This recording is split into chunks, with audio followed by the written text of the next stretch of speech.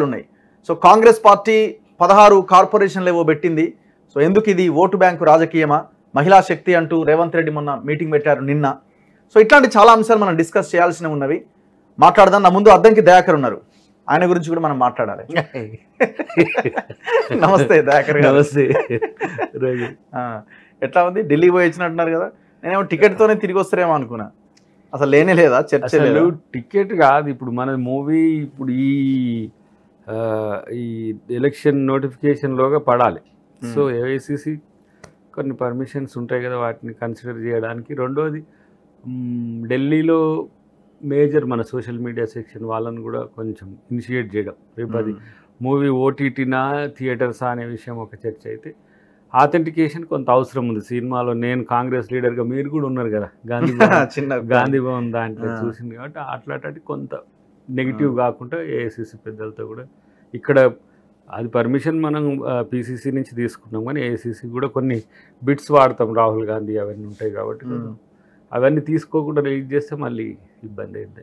దాని కొరకే ఓన్లీ మూవీకి సంబంధించి మర్చిపోయారు, పార్టీని పక్కన పెట్టిరా. టికెట్లు మనం అడిగేది ఏముంది, అడగాల్సినంత వరకు అడిగినారు. ఒకటే ఏది సింగిల్, అది తుంగతుర్తే ఇక అంతే. మిగతా కూడా వాళ్ళు చేసే ఎట్లయితే అట్లా. ఇప్పుడు ఎమ్మెల్సీ కూడా మనమేమి అప్లికేషన్ పెట్టుకున్నది కాదు, ఇవ్వాలనుకున్న క్రమంలో ప్రయారిటీ చేంజ్ అయింది. బట్ ఎంపీ కూడా వినబడుతూనే ఉంది, చూస్తున్న థంబ్నెయిల్స్లో అన్నిట్లలో వరంగల్ నుంచి అని సింగిల్ నేమ్ అని లేకపోతే ఇంకోటి ఏదో అని అట్లా వస్తుంది. కానీ మేబీ నాకు తెలిసి నేను అడిగింది అయితే కాదు, అప్లికేషన్ చేయలేదు.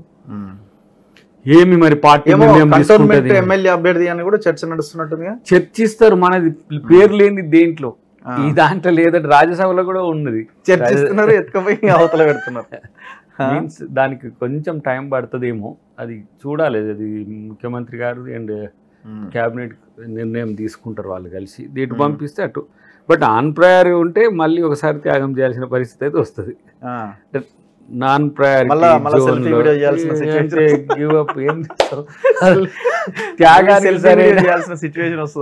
ఇప్పుడు ఎమ్మెల్యేది మనం త్యాగం చేసినామని పేరు వస్తే ఆ స్థాయి లేకుండా మనం తీసుకున్నాం అనుకో, అది డిగ్రేడ్ అయితే అసలు.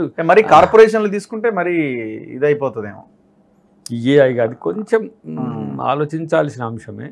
బట్ ఎవరెవరు అంటున్నారు చూడాలి. నాకు తెలిసి అయితే స్టేట్లో ఉంటుంది, మ్యాక్సిమంగా స్టేట్లో ప్రయారిటీలు ఉంటుంది అనేది నేను కొంతమంది పెద్దలతో నిన్న ఉండొచ్చు.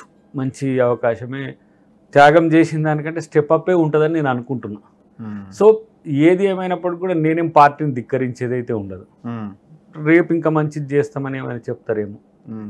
ఇంతవరకైతే నేను ఎవరితో హామీ విషయం అయితే నేను ఎప్పుడు కంటోన్మెంట్ ఏమైనా డిస్కషన్ జరుగుతుందా వింటున్నా, ఏదో జరుగుతుంది అంటే ఖాళీ ఉన్నది కాబట్టి అండి. సరే ఆ రోజు అప్పుడు కూడా నన్ను కంటోన్మెంట్ చేయమంటే నేను తుంగతుర్తిని ప్రయారిటీ ఇచ్చింది. ఎందుకంటే మనం తుంగతుర్తి కాదని పోవడం అనేది పారిపోవడమే ఒక రకంగా. సో ఇవ్వకపోతే పార్టీ దానికి సమాధానం చెప్తుంది, ఎందుకు ఇవ్వలేదు అనేది, ఎందుకు దయాకర్కి ఏం చేస్తామనేది కూడా రేపు చెప్తుంది. కానీ కంటోన్మెంట్ ఇప్పుడున్న పరిస్థితుల్లో హైదరాబాద్లో జరిగే ఎలక్షన్ అవుతుంది అది. సో హైదరాబాద్ నుంచి మనం ఇంతవరకు గెలవలేదు ఇంకా. సో ఆ విషయంలో ఆలోచిస్తున్నారేమో, ఉండొచ్చు. ఒకవేళ పోటీ చేయమంటే కంటోన్మెంట్ నుంచి పోటీకి రెడీగా ఉన్నారా మీరు? దేనికైనా రెడీగానే ఉంటుంది, ప్రయారిటీ తగ్గకుండా ఉండాల్సిన పరిస్థితి ఉంటుంది. లేకపోతే నాకు వచ్చిన పేరు నేనే చెడగొట్టుకోవడానికి నేనే ప్రయత్నం చేసినట్టు ఉంటుంది. లేకపోతే ఇంక ఇట్లా ఉంటే ఇంకా సోబర్గా ఉంటుంది. 2028 ఎంత 5 years హాయిగా అలా వెళ్ళిపోతుంది. 10 years ఎట్లా అయిపోతుందో తెలియదు. మీ ఏజ్ కూడా 5 years పెరుగుతుంది. కానీ ఏమవుతుంది, ఇప్పుడు మనం ఏమైనా పదవుల కోసమా ఇప్పుడు ప్లాన్ చేసుకుంటారు. ఇప్పుడు వచ్చిన వాళ్ళంతా మన వాళ్ళది ఏంది, ఒక ఓబీసీ మూవ్మెంట్ కూడా నేషనల్ వైడ్ ఒకటి ప్లాన్ చేస్తున్నాం. మెయిన్ టైం ఒకవేళ మనకు ఇచ్చే అవకాశం డిలే అయిందనుకో, ఒక 2-3 నెలలు 4 నెలలు 5 నెలలు దానికి అయిందనుకో, మనం ఖాళీగా ఉండేదానికంటే నా లైఫ్ టైం గోల్స్లలో కొన్ని ఉన్నాయి కదా. ఇప్పుడు మహిళా రిజర్వేషన్లు అనుకున్నాం, చట్టం అయింది, అమలు కాలే. ఇంకా అమలుకు సంబంధించి డీలిమిటేషన్ యాక్ట్ ఇన్వోక్ అయినాక వస్తుంది. బట్ ఓబీసీకి ఒక రెస్పాన్సిబిలిటీ ఉన్నది. నాకు బీసీ మూవ్మెంట్ తెద్దాం అనుకుంటున్నారా? ఓబీసీకి చట్టసభలో రిజర్వేషన్లు తేవాలనే ఉద్దేశంతో స్టార్ట్ చేయాలి. ఉమ్మడి నల్గొండ నుంచి స్టార్ట్ చేయాలి. నో అది కాశ్మీర్ నుంచి కన్యాకుమారి వరకు పెద్ద ప్రోగ్రామ్ అది. మొత్తం ఉమ్మడి నల్గొండ నుంచి స్టార్ట్ చేస్తే మీ ప్రత్యర్థులకు కూడా కొంచెం అది సింపుల్. నేను ఇగో దయాకర్ ఎప్పుడు కూడా వ్యక్తిగత ప్రయోజనాల అంశంలో చాలా తక్కువగా ఆలోచిస్తాను నేను. ఒకవేళ ఈ టైం నాకు ఏ అవకాశం రాలేదనుకో, నాకు ఈ అవకాశాన్ని ఈ టైంని ఇటువంటి వినియోగించుకుంటా సామాజిక ఉద్యమం కొరకు.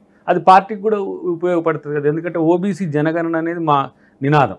ఏది రాహుల్ గాంధీ ఓబీసీలో మేము గవర్నమెంట్లోకి వస్తే ఓబీసీ జనగణన చేస్తామన్నాడు. మేము కూడా ఓబీసీల పట్ల కమిటెడ్గా ఉండాల్సిన జనరేషన్ ఇది.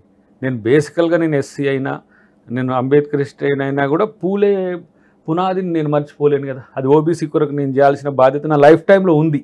సో మహిళల కొరకు ఎట్లా చేయాలనుకుంటున్నావు, ఓబీసీల కొరకు చేసేది ఒక బిగ్గర్ ప్లాన్లో కూడా చేస్తా టైం ఉంటే.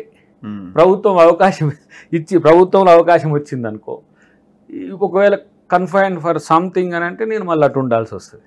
కాన్స్టిట్యూషనల్ పోస్ట్స్ అయితే కొంత ఇబ్బందికరంగా ఉంటుంది. అబైడ్ అయితే మీరు పొలిటికల్ మూవ్మెంట్స్ మీలాంటి వాళ్ళకి ఎట్లా నడుస్తుంది కాన్స్టిట్యూషనల్ పోస్ట్? మీలాంటి వాళ్ళకి సెట్ కాదు ఏమో అంటే నేను ఏది ఎక్స్పెక్ట్ చేస్తలేని చేయబట్టి నా మైండ్ నుంచి నేను ఏది ఊహకు అందని విషయాలు ఏం చర్చిస్తలేను. ఒకవేళ కొంచెం అలాగే నా మీద ప్రేమలు పెరిగి ఉంటుందా చెప్పండి? పార్టీలో ఏ పార్టీలో సైలెంట్గా ఉన్నాడు కదా, సరే ఉండని, దయాకర్ మనోడే సరే కానీలే చూద్దాం ఇంకోసారి అని అది చివరి దాకా తీసుకెళ్తారు. ఇప్పుడు నాకైతే తూకం ఏం లేదు. అదే మరి మీ ఐడెంటిటీ ఎక్కడ ఉంటుంది? లేదు మీరు ఎక్కడ మీరు ప్రూవ్ చేసుకోగలుగుతారు? రాజకీయాల్లోకి వచ్చింది ప్రతి సందర్భంలో సైలెంట్గా ఉండడానికి కాదు కదా. అట్లా అని చెప్పి నేను ఇప్పుడు చేసేది ఏం లేదు కదా. ఇప్పుడు నేను పార్టీని వ్యతిరేకించను అని 100 times చెప్తున్నా. అధిష్టాన నిర్ణయాలను నేను ప్రశ్నించను. ఎట్ ద సేమ్ టైం నా మీద ఎవరైనా ఎలాంటి ప్రయోగాలు చేసినా దాన్ని నేను పట్టించుకోను. ఎందుకంటే ఇప్పుడు నా లక్ష్యంలో ఒకటి ఏంటంటే తెలంగాణలో కాంగ్రెస్ పార్టీకి వచ్చినాం, కాంగ్రెస్ పార్టీకి అధికారం తీసుకురావాలనే లక్ష్యంగానే పనిచేసినాం. ఎన్నిసార్లు ఎన్ని అవాంతరాలు ఎదురైనా, జైళ్ళకు పోయినా, కేసులు పెట్టినా పెద్దగా దాన్ని పట్టించుకోలేదు. లేదంటే ఇప్పుడు మన కంచాయలయ్య గారు అన్నారు చూడండి, నియంతృత్వం పోయి ఫ్యూడలిజం పోయి ఒక ప్రశాంత వాతావరణం వచ్చి ఆ హ్యాపీనెస్ ఉన్నది. ఓకే, దానికి తోడు మనం అనుకున్న సమర్థుడైన ముఖ్యమంత్రిని ఇవ్వగలిగిన క్యాబినెట్ కూడా కలెక్టివ్గా ఉంది. సో నా పాత్ర ఏంటనేది వాళ్ళు డిఫైన్ చేస్తారు. బట్ నా పాత్ర కొరకు నేను పోరాడాల్సిన అవసరం లేదు, వాళ్ళు ఆలోచిస్తారు. సరే ఒకసారి, 2 సార్లు, 3వ సారి, సరే ఇంకెన్నిసార్లు అనేది క్వశ్చన్ వస్తుంది. బట్ ఎన్నిసార్లు అయినా I'm not for only my post. So social responsibility ఉంది. ఎట్ ద సేమ్ టైం నేను పనిచేసినందుకు పార్టీలో అవకాశం కొరకు కూడా వెనకడిగేమీ లేదు, మంచిగానే ఉంటుందని నేను అనుకుంటున్నా. బట్ ఒకవేళ ఆ టైం కనుక ఎక్కువైతే నేను కొంచెం డైవర్ట్ అయ్యి ఈ మూమెంట్ చేయాల్సిన అవసరం. సో ఇది మీకు సంబంధించిన విషయం.